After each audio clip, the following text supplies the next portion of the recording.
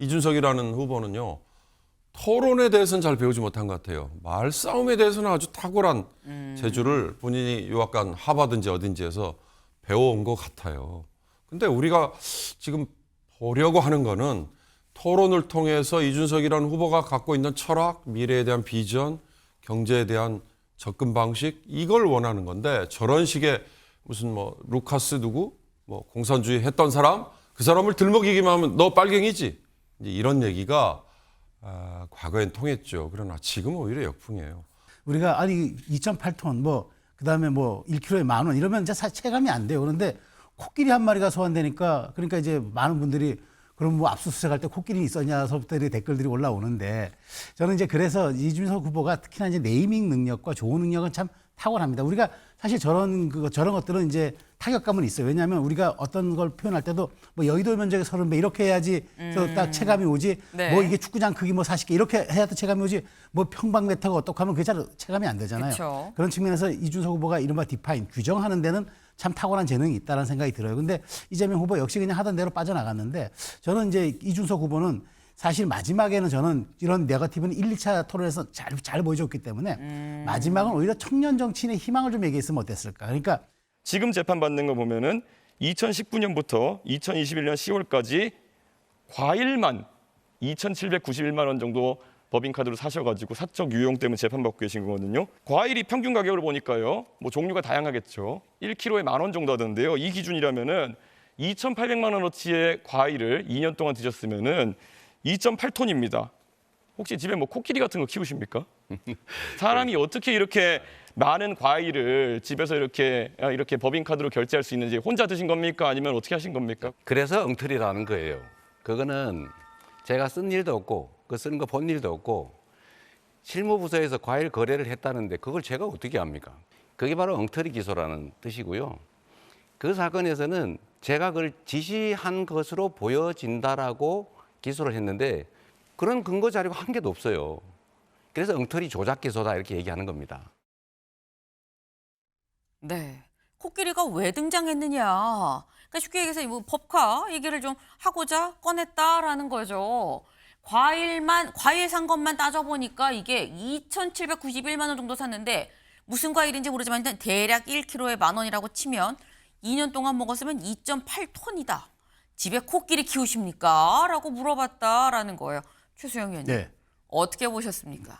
그러니까 이준석 후보가 참 네. 비유법 하나는 찰지게 동원합니다. 그러니까 우리가 아니 2.8톤 뭐 그다음에 뭐 1kg에 10,000원 이러면 이제 체감이 안 돼요. 그런데 코끼리 한 마리가 소환되니까 그러니까 이제 많은 분들이 그럼 뭐 압수수색할 때 코끼리 있었냐서부터 댓글들이 올라오는데 저는 이제 그래서 이준석 후보가 특히나 이제 네이밍 능력과 조언 능력은 참 탁월합니다. 우리가 사실 저런 것들은 이제 타격감은 있어요. 왜냐하면 우리가 어떤 걸 표현할 때도 뭐 여의도 면적의 30배 이렇게 해야지 딱 체감이 오지. 네. 뭐 이게 축구장 크기 뭐 40개 이렇게 해야 또 체감이 오지. 뭐 평방미터가 어떻게 하면 그게 잘 체감이 안 되잖아요. 그쵸. 그런 측면에서 이준석 후보가 이른바 디파인 규정하는 데는 참 탁월한 재능이 있다는 생각이 들어요. 근데 이재명 후보 역시 그냥 하던 대로 빠져나갔는데 저는 이제 이준석 후보는 사실 마지막에는 저는 이런 네거티브는 1, 2차 토론에서 잘 보여줬기 때문에 마지막은 오히려 청년 정치인의 희망을 좀 얘기했으면 어땠을까. 그러니까 이재명 후보에 대한 어떤 저격수 역할 말고 나는 이러한 그 일을 좀 해보겠다. 그러니까 당신과 나는 이런 점이 다르다는 점을 더 부각했으면은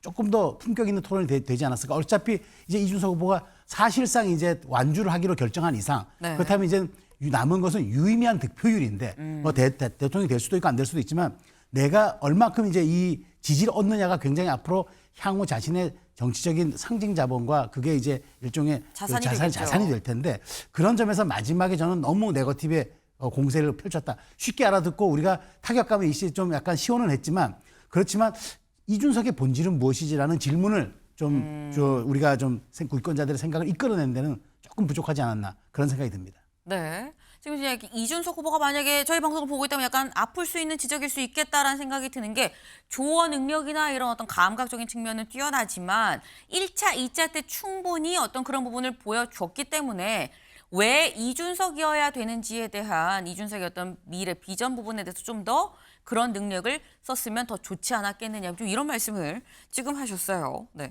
지금 저희가 코끼리가 토론에서 갑자기 왜 등장했어? 라면서 지금 저희 얘기를 좀 들어본 거죠.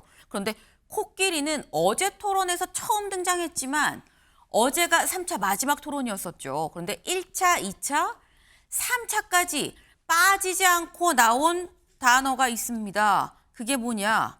호텔 경제학이라는 거죠. 그 얘기도 잠깐 들어보고 올까요? 그 혹시 밥 맥티어라고 아세요? 모르겠습니다. 모르시죠? 네. 루카스 차이제 모르시죠?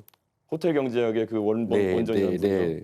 사실 지난 토론에서 많은 분들이 놀랐을 것이 이재명 후보가 호텔 경제학을 또 방어하기 위해서 루카스 자이제라는 분을 들고 나와가지고 그분을 아는지 저한테 물어봤었는데요. 이분이 알고 보니까 공산당 기관지, 독일 공산당 기관지의 편집장을 지내신 분입니다. 어떻게 조사하셨으면 국민들에게 본인의 호텔 경제학을 방어하기 위해 가지고 공산주의자의 철학을 들고 와서 가르치려고 드시느냐. 저는 이게 의아하거든요. 우선은 뭐든지 이렇게 종북몰이 하듯이 그렇게 공산당몰이 안 하시면 좋겠어요. 그 사례는 한국은행의 책자에도 나오는 사례예요. 이건 아주 고전적인 단순화된 경제 흐름에 관한, 돈의 흐름에 관한 아주 일반적인 사례예요. 이걸 왜곡 과장해가지고 이거를 침소봉대하지 않는 게 좋지 않을까. 본인이 지난 토론에서 먼저 저에게 루카스 자이제 아냐고 물어보신 다음에 지금 저한테 종북몰이 하지 말라고 하고 계십니다. 그럼 지금 와가지고 회피한다고 저렇게 말씀하시는 것, 이게 바로 이재명 후보가 국민들을 대하는 태도다. 네. 이준석 후보, 이번엔 이준석 후보가 먼저 호텔 경제학을 다시 들고 나왔어요. 그럼 얘기를 한 게 보겠습니다. 이준석, 호텔 경제학 이거 공산주의 철학 아닙니까? 라고 얘기를 했었다라는 거죠. 그러니까 루카스 카이지가 공산당 기관지의 편집장이었기 때문에 그러니 호텔 경제학은 공산주의 철학인 거 아닙니까? 라는 취지의 얘기예요. 윤경호 의원님. 동의하십니까? 메카시즘인지 아니면 지금 50년대인지 뭐 이런 이제 되물음이 가능하죠. 물론 대중들을 상대로는 메카시즘 같은 원색적인 공격이, 메카시즘이 뭔지 아시잖아요. 상대를 공산주의자로 몰아넣어서. 근데 그게 통했던 건 사회적인 분위기가 그걸 용인을 해주고 거기에 오히려 두려워했기 때문인데요. 지금은 오히려 역풍을 걱정해야 되는 거죠. 호텔 경제학이 세 번의 토론 내내 나왔다 그러지만 지금 이걸 보시는 시청자분들은 호텔 경제학의 기본적인 출발이 뭔지 혹시 아세요? 자, 경제가 이렇게 어려울 때, 불황일 때 재정에서 돈을 풀어서 경제를 살리는 거, 이게 해법이다 아니다. 그럼 그에 대한 논쟁이거든요. 그러니까 경제학자들 중에 케인즈를 이어받는 신고전주의라는 파와 그다음에 시장에 완전히 맡겨야 된다는 신자유주의 파.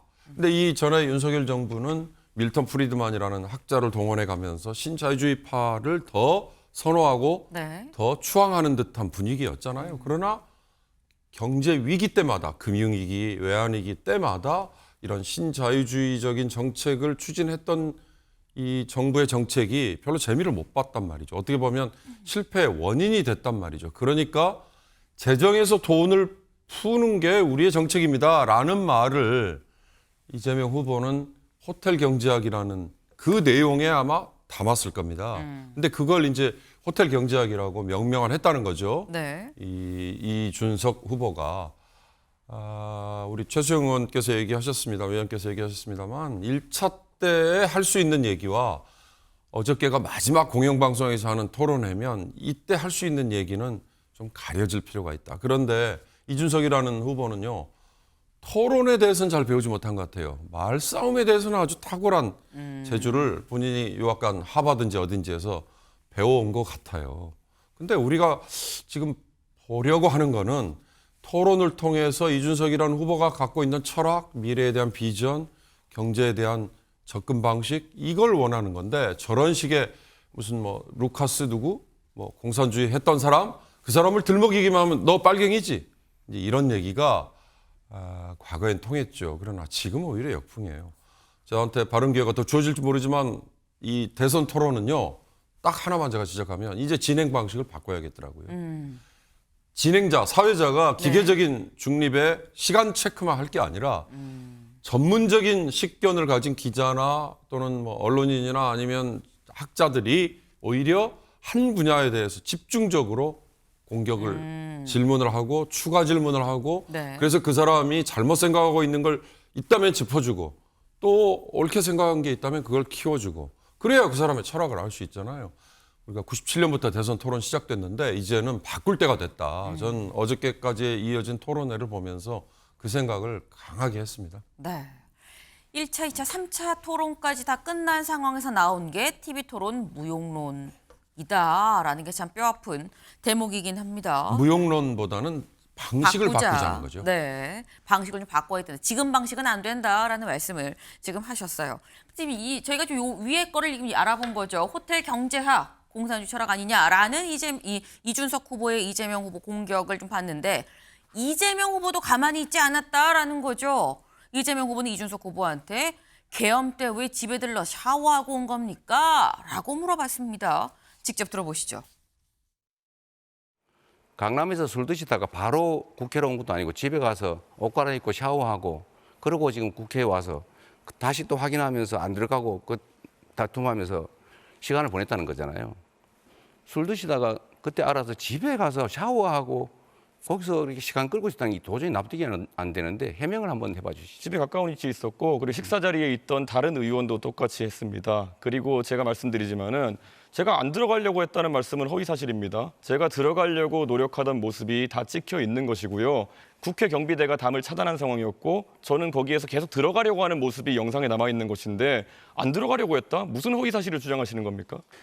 그래서 제가 물어보는 핵심은 왜 집에까지 가서 샤워하고 옷 갈아입고 너무 여유롭지 않았냐 그 말씀 드리는 거예요. 똑같은 이유라면 제가 지난번에 말씀드린 것처럼 그럼 그때 들어오지 않은 민주당 의원 17명은 어떤 분들입니까? 남 얘기하지 말고 본인 얘기를 해보세요. 아니요. 같은 기준을 적용하셔야죠. 아니 내가 물어본 건 본인 얘기예요. 자꾸 논점을 흐리지 뭘 마시고. 원하시는 건지 모르겠어요. 그러니까 왜 제가 그랬냐고 물어보죠. 저를 도덕적으로 비난하시려는 겁니까? 아니면 어떤 기준을 잡으시는 겁니까? 질문에 답을 하시는 게 좋지 않겠어요? 그러니까 무엇을 문제 삼으시는 아니 왜 겁니까? 집에 가서 샤워하고 그렇게 여유 있게 했냐? 나라의 운명이 달린 여유 일에. 있게 하지 않았습니다. 즉시 가서 즉시 나왔습니다. 글쎄 그게 그렇다고 하니까 그렇게 알겠습니다. 긴밀하게 민주당 의원 두 분이랑도 소통하고 있었습니다. 네, 계속. 됐습니다. 네.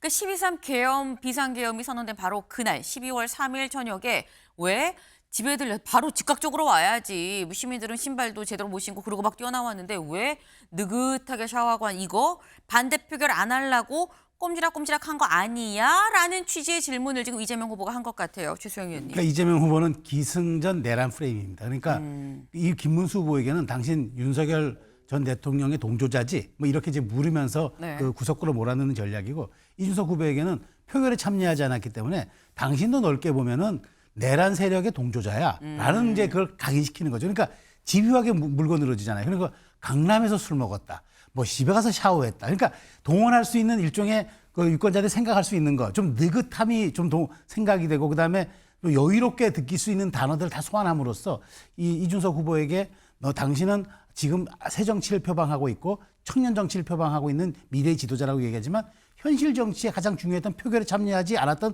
국회의원 아닙니까? 라고 묻는 거죠. 근데 이제 이준석 후보는 어찌됐건 끝까지 빠져나갑니다. 그럼 나랑 똑같이 표결에 참여하지 않은 민주당 의원은 어떻게 할 것이냐라고 이제 물으면서 빠져나가는데 사실 저게 본질일까요? 제가 다시 한번 말씀드리지만 국민들이 표결에 참여하지 않은 거 다 알고 이재명 후보도 국회 이동하고 국회 숲에 좀 있다가 들어갔던 것도 다 압니다.